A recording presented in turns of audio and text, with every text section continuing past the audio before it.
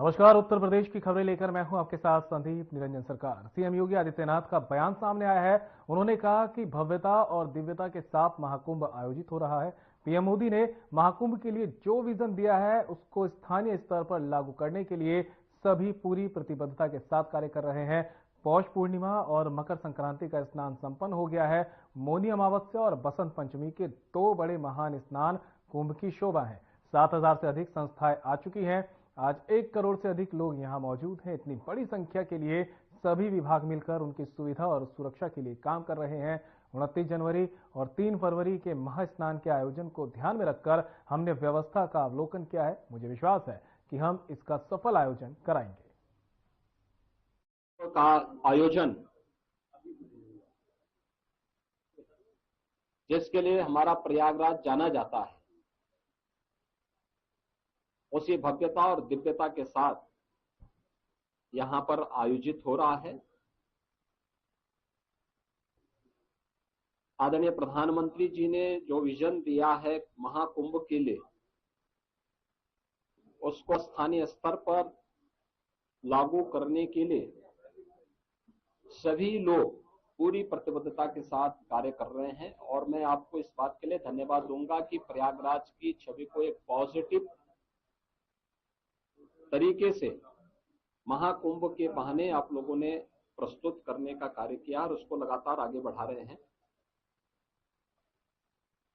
इस दौरान हमारे सामने पौष पूर्णिमा और मकर संक्रांति के जो मुख्य स्नान थे वे संपन्न हो चुके हैं और आगामी जो स्नान है, जिसमें मौनी अमावस्या का स्नान 29 जनवरी को और बसंत पंचमी का 3 फरवरी को, ये दो बड़े महास्नान हैं जो कुंभ की शोभा है। इस महाकुंभ की शोभा है। 7,000 से अधिक संस्थाएं अब तक यहां पर आ चुकी हैं और मेरा मानना है, आज मैंने पूरे महाकुंभ एरिया का सर्वे किया है। प्रातः काल से हम लोग देख रहे हैं यहां पर जो लोग आज संगम तट पर स्नान करने वाले श्रद्धालुओं की संख्या और यहां पे रहने वाले कल्पवासियों और अन्य संस्थाओं से जुड़ी हुई पूरी संख्या को अगर हम देखेंगे तो यह बढ़कर के लगभग 1 करोड़ से अधिक लोग आज के समय में यहां पर मौजूद हैं। यानी इतनी बड़ी संख्या, और उसके लिए पूरी तत्परता के साथ यहां पर सभी विभाग मिलकर के, केंद्र और राज्य सरकार के सभी विभाग मिलकर के पूरी प्रतिबद्धता के साथ लग करके उनकी सुविधा के लिए, उनकी सुरक्षा के लिए, भव्य दिव्य और डिजिटल कुंभ की परिकल्पना को साकार करने के लिए, उनकी आस्था को सम्मान देते हुए और आधुनिकता के साथ जोड़ने के लिए कार्य हो रहा है। आज इन्हीं सब मुद्दों पर बीच में यहां पर प्रदेश सरकार के वरिष्ठ अधिकारी, चीफ सेक्रेटरी, डीजीपी और अन्य अधिकारियों को भी हम लोगों ने भेजा था। आज एक बार हम लोगों ने फिर कितना कुछ और आगे बढ़े हैं। 29 और 3 फरवरी के महास्नान के आयोजन को ध्यान में रख करके पूरी व्यवस्था का हम लोगों ने अवलोकन किया है और मुझे पूरा विश्वास है कि भगवान प्रयागराज और मां गंगा की कृपा से हम लोग यहां पर इन दोनों स्नानों को भी सकुशल संपन्न करने में सफल होंगे।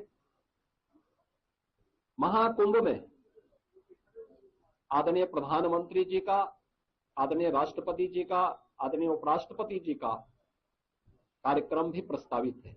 बहुत शीघ्र उन तिथियों को केंद्रीय गृह मंत्री जी आदरणीय अमित शाह जी का भी कार्यक्रम प्रस्तावित है।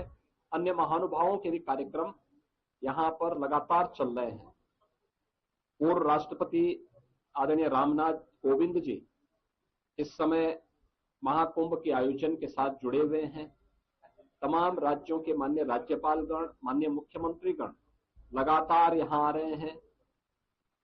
हमारे उच्चतम न्यायालय और उच्च न्यायालयों के माननीय न्यायमूर्तिगण भी और विभिन्न राज्यों से जुड़े हुए माननीय जनप्रतिनिधिगण भी लगातार यहाँ पर आकर के स्नान में भाग ले रहे हैं। लाखों की संख्या में संतों, कल्पवासियों की उपस्थिति वर्तमान में प्रयागराज में है। बड़ा भव्य और दिव्य आयोजन हो रहा है, अनेक धार्मिक अनुष्ठान हो रहे हैं और प्रयागराज की महिमा जिन कार्यों के लिए जानी जा रही है, मां गंगा, मां यमुना और मां सरस्वती की इस त्रिवेणी में वह सब कुछ आज यहां पर देखने को मिल रहा है। चाहे देशी हो या विदेशी, जो कोई भी संगम में स्नान कर रहा है अभिभूत होकर के जा रहा है। यानी मकर संक्रांति और पौष पूर्णिमा के दिन ये सौभाग्य हमें नहीं मिला कि हम लोग स्नान कर सके, लेकिन क्योंकि हम लोगों ने अपने आप को ही प्रतिबंधित कर रखा था कि कोई भी यहां पर नहीं जाएगा।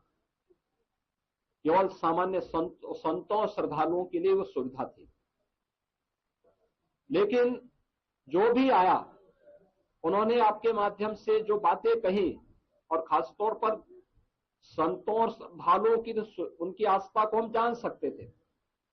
तमाम विदेशी भी इस अवसर पर संगम में स्नान करके बड़े अभिभूत थे। कल मेरे पास यूरोप से जुड़े हुए कुछ श्रद्धालु आए, कुछ लोग आए, कुछ पर्यटक आए थे और प्रयागराज की महिमा का गान किस भाव के साथ कर रहे थे। आज आपने कुछ चैनल में उसको देखा भी होगा, किस प्रकार, क्या श्रद्धा का भाव था। देखिए, वे हिंदी नहीं जानते, संस्कृत नहीं जानते, लेकिन हिंदी की चौपाई को, हिंदी की यानी संस्कृत की मंत्रों को, अवधि की चौपाइयों को और सनातन धर्म से जुड़े हुए।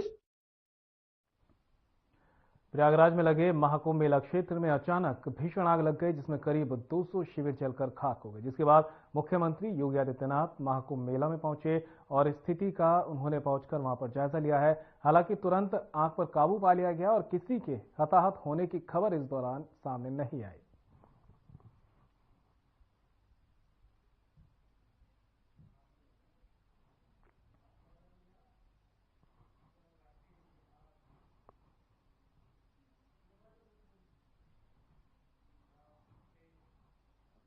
महाकुंभ मेला क्षेत्र में आग लगने की घटना सामने आई, जिसके बाद राहत और बचाव कार्य किया गया, जिससे प्रधानमंत्री नरेंद्र मोदी को मुख्यमंत्री योगी आदित्यनाथ ने अवगत कराया है। बता दें कि प्रधानमंत्री नरेंद्र मोदी ने मुख्यमंत्री योगी आदित्यनाथ से महाकुंभ मेला क्षेत्र में आग लगने की घटना की पूरी जानकारी ली। मुख्यमंत्री ने उन्हें सारे तथ्यों से अवगत कराया।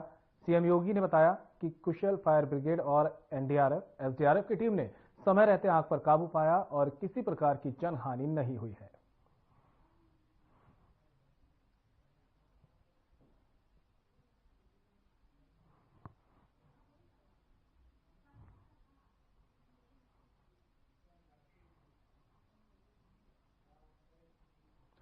महाकुंभ मेला क्षेत्र में लगी भीषण आग के बाद सब जगह हड़कंप मच गया है। आनन फानन में आग पर काबू पाया गया और तुरंत सीएम योगी आदित्यनाथ मौके पर पहुंचे। वहीं उत्तर प्रदेश के कैबिनेट मंत्री अरविंद शर्मा भी मौके पर पहुंचे और स्थिति का उन्होंने जायजा लिया।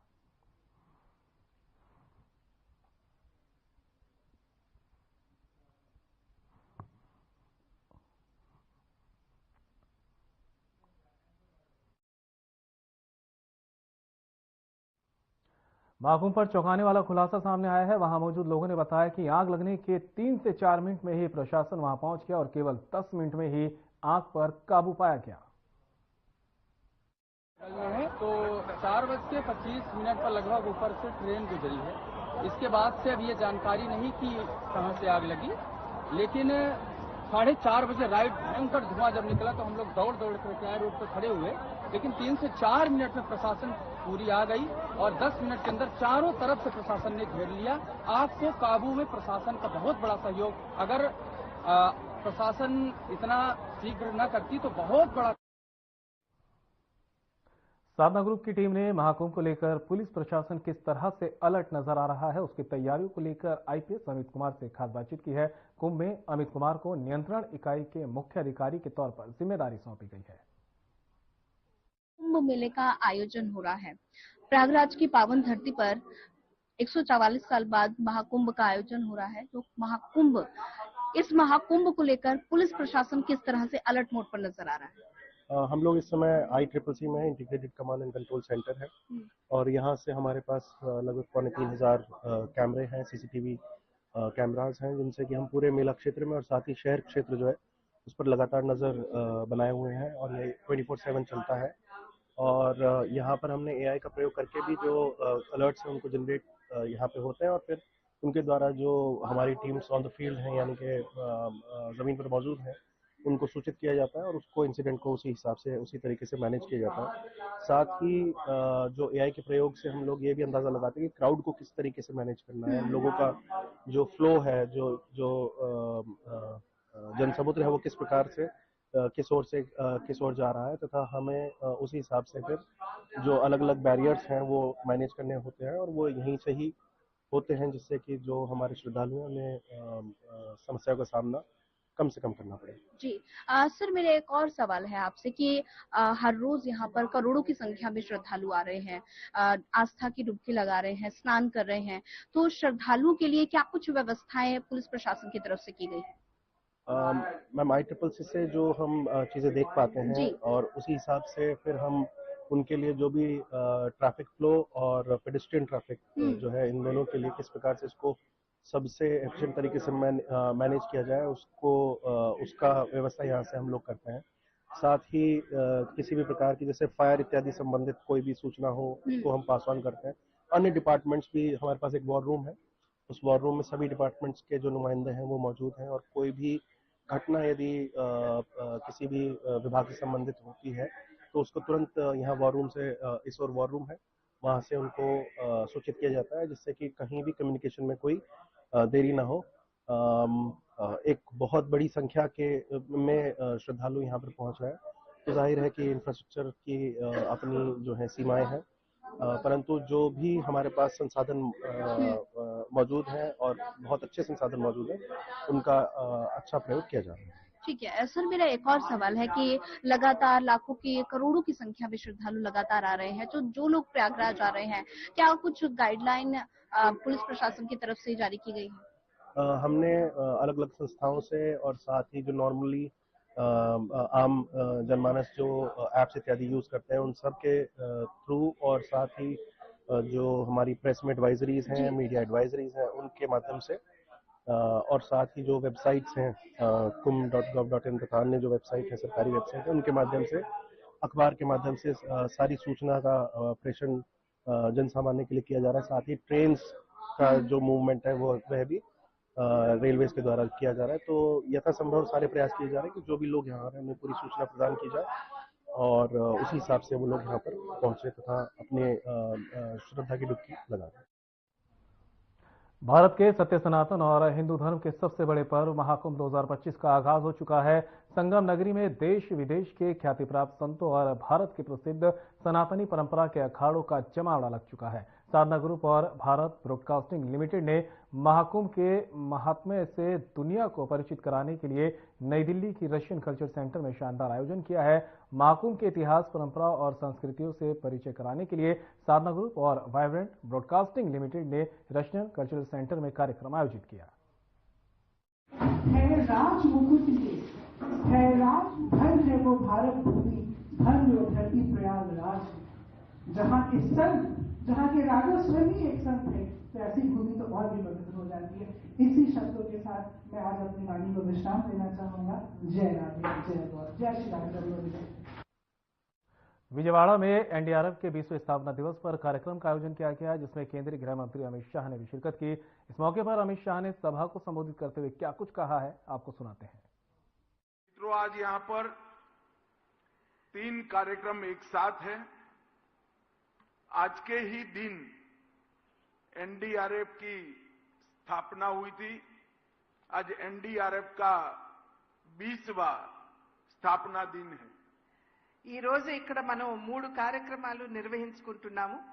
ఇవాళే ఎన్డీఆర్ఎఫ్ కి సంబంధించినటువంటి 20వ వార్షికోత్సవాన్ని ఇక్కడ ముందుగా మనం అందరం కూడా నిర్వహించుకుంటున్నాము. दूसरा, national institute of disaster management NIDM का दक्षिण भारत के सभी राज्य और केंद्र शासित प्रदेशों के परिसर का आज यहां पर उद्घाटन किया गया। అదే విధంగా national institute of disaster management NIDM కి సంబంధించినటువంటి అంటే దక్షిణ భారతదేశంలో ఉన్నటువంటి రాష్ట్రాలు వాటితో పాటుగా యూనియన్ టెరిటరీస్ ఉన్నటువంటి వాటికి సంబంధించినటువంటి NIDM ని ఇవాళ ఇక్కడ మనం ప్రారంభం చేసుకుంటున్నాం. और इसके साथ ही NDRF की 10वीं वाहिनी का भी उसके संपूर्ण कामकाज के अनुरूप बिल्डिंगों का भी उद्घाटन करने का काम हुआ है. అదే విధంగా మూడవది NDRF కి సంబంధించినటువంటి 10వ బెటాలియన్ కి సంబంధించినటువంటి ఏదైతే ఇక్కడ సముదాయం ఉందో దాన్ని కూడా ఇవాళ మనం ఇక్కడ ప్రారంభించుకోవడం జరుగుతుంది. सबसे पहले मैं चुनाव के बाद पहली बार सार्वजनिक कार्यक्रम में आया हूं, तब आंध्र प्रदेश की जनता को श्री नरेंद्र मोदी और N. चंद्रबाबू नायडू के नेतृत्व में विधानसभा और लोकसभा दोनों में प्रचंड बहुमत से जिताने के लिए आप सभी का धन्यवाद करता हूं. ముందుగా ఎన్నికలు అయిన వెనువెంటనే మొట్టమొదటిసారిగా నేను ఈ రాష్ట్రానికి వస్తున్నటువంటి సందర్భంలో ప్రధాని నరేంద్ర మోడీ గారు అదేవిధంగా రాష్ట్ర ముఖ్యమంత్రి వర్యులు చంద్రబాబు నాయుడు గారి నేతృత్వంలో మనం ఎన్నికలకు వెళ్ళినప్పుడు మీరందరూ అనూహ్యమైనటువంటి విజయాన్ని అందించినందుకు మీ అందరికీ కూడా పేరు పేరున నా ధన్యవాదాలు తెలియజేస్తున్నాను. मित्रों, ईश्वर ने भेजी हुई आपदा होती है, डिजास्टर ईश्वर जब भेजता है तो NDRF काम में आता है, और मैन मेड डिजास्टर जब होता है तब NDA काम में आता है. ఎప్పుడైనా సరే ప్రకృతికి సంబంధించినటువంటి ప్రమాదం వాటిల్లినప్పుడు NDRF ముందొచ్చి వారి సేవలను అందిస్తారు. కానీ మనుషుల మాధ్యమంగా వచ్చినటువంటి ప్రమాదాలు ఏవైతే ఉంటాయో వాటిని ఆదుకోవడానికి NDA ముందుకు వస్తుందని చెప్పి మీకు తెలియజేస్తున్నాను. 2014 से 19 5 साल अपार संभावनाओं वाले राज्य आंध्र प्रदेश की जिस प्रकार से दुर्गति हुई वो मैन मेड डिजास्टर था. 2019వ సంవత్సరం నుండి 5 సంవత్సరాల పాటు ఏదైతే అమితమైనటువంటి సామర్థ్యం ఉన్నటువంటి ఆంధ్ర రాష్ట్రాన్ని ఏ విధంగా ధ్వంసం చేశారో మనందరికీ తెలియనటువంటి విషయం కాదు. అది మనుషుల చేత వచ్చినటువంటి ప్రమాదంగా మనమందరం కూడా గమనించాలి. और मैं आज आंध्र प्रदेश की जनता को विश्वास दिलाना चाहता हूं कि आपके 5 साल जो व्यर्थ गए हैं इसकी चिंता मत करना. 3 गुना स्पीड से चंद्रबाबू जी और मोदी जी की जोड़ी आंध्र प्रदेश का विकास करेगी. ఈ రోజు మనం గడిచిన 5 సంవత్సరాల కాలం ఏదైతే మనం కోల్పోయామో, అన్ని అవసరాలు ఉన్నా కూడా మనం కోల్పోయామో, దాని గురించి మీరెవరూ చింతించవలసినటువంటి అవసరం లేదు. ఇవాళ నరేంద్ర మోడీ గారు మరియు చంద్రబాబు నాయుడు గారి నాయకత్వంలో నేతృత్వంలో మూడింతల ప్రగతి మనం ఖచ్చితంగా ఆంధ్ర రాష్ట్రంలో సాధించగలం. एक और चंद्रबाबू जी एडमिनिस्ट्रेटिवली प्रयागराज में दुनिया के सबसे बड़े धार्मिक समागम महाकुंभ 2025 में भाग लेने के लिए श्रद्धालुओं का त्रिवेणी संगम पर पहुंचना जारी है. महाकुंभ के 7वें दिन भी संगम पर श्रद्धालुओं का जमावड़ा देखने को मिला. अब तक महाकुंभ 2025 में 7 करोड़ से अधिक श्रद्धालु भाग ले चुके हैं. सूत्रों की माने तो 8 या 9 फरवरी को पीएम मोदी प्रयागराज कुंभ आ सकते हैं. पीएम भी संगम में स्नान करेंगे. सीएम योगी ने उन्हें न्योता दिया है. दूसरे अमृत स्नान से पहले सीएम योगी आज प्रयागराज जाने वाले हैं. वहीं प्रयागराज महाकुंभ में साधना ग्रुप की टीम भी पहुंची. टीम ने महाकुंभ के चप्पे चप्पे का जायजा लिया और लोगों से महाकुंभ की विशेषताओं के बारे में जानकारी ली. और हमारी प्रदेश सरकार ने बहुत ही अच्छी व्यवस्था की हुई है जिससे करोड़ों श्रद्धालु. अच्छा, आप इंतजाम से बहुत खुश हैं? हाँ, पूर्णतः संतुष्ट. मेरा बहुत अच्छा लग रहा है. अपना नहीं अच्छा लग रहा है. पहली बार आई है कुंभ के मेले में? नहीं 5वां बार है. 5वां बार आई है. इस बार क्या कुछ खास है?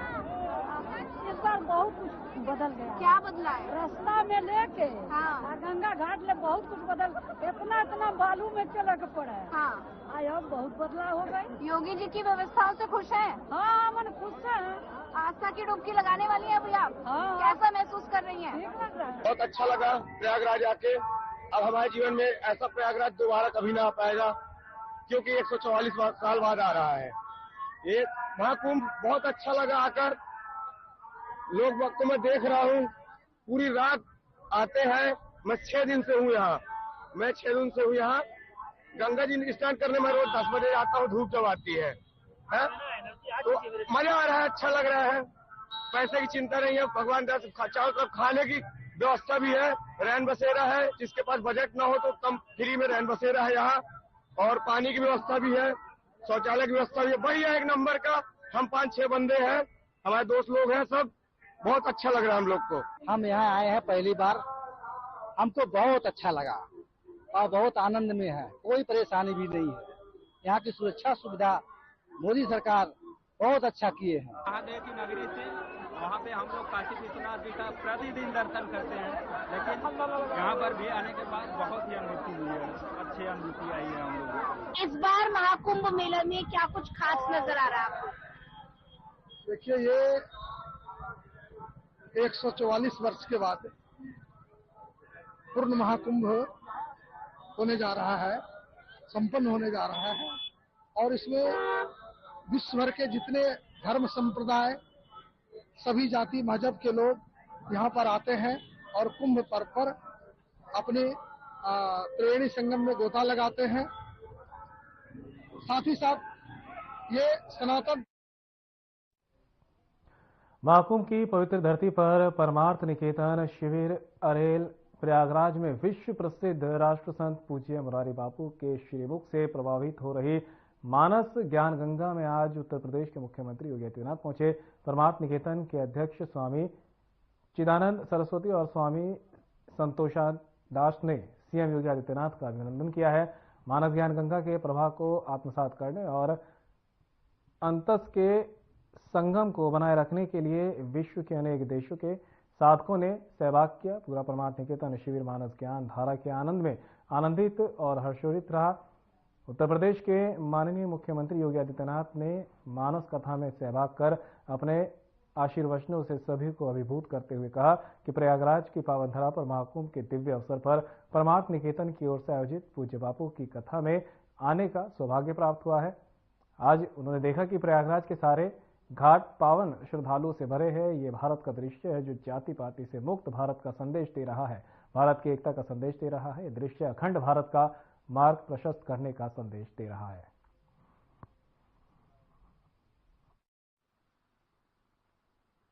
तो महत्व भी है, और लेकिन जब वो केवल देश ही नहीं राष्ट्र को दिशा दे रहे होते हैं तो उस समय सच मानिए वे परम संत भी हैं।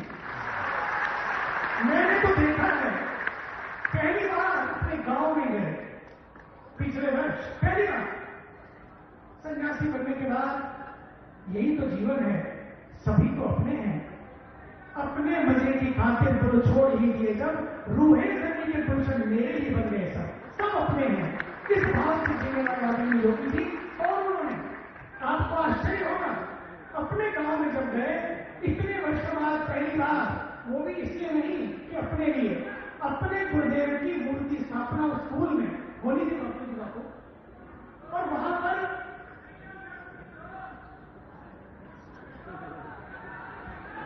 ये मूर्ति स्थापना होनी थी और उस मूर्ति प्रतिष्ठा के लिए वहां पर पधारे पूज्य बापू। प्रतिष्ठा हुई, गांव वालों ने प्रार्थना की और परिवार ने भी प्रार्थना की। कुछ क्षण घर में चले चले, घर से निकले तो वापिस आए भी बापू 10 बाई 10 का कमरा। हम लोग रात को प्रसाद पा रहे थे, भोजन कर रहे थे, मैं डर रहे। बुलेटिन में मेरे साथ इतना ही, पर वक्त हो चला है डॉक्टर राकेश गुप्ता के साथ हमारे खास कार्यक्रम प्लस माइनस का। दोस्तों, आज का विषय हर किसी के मन को विचलित करने वाला है।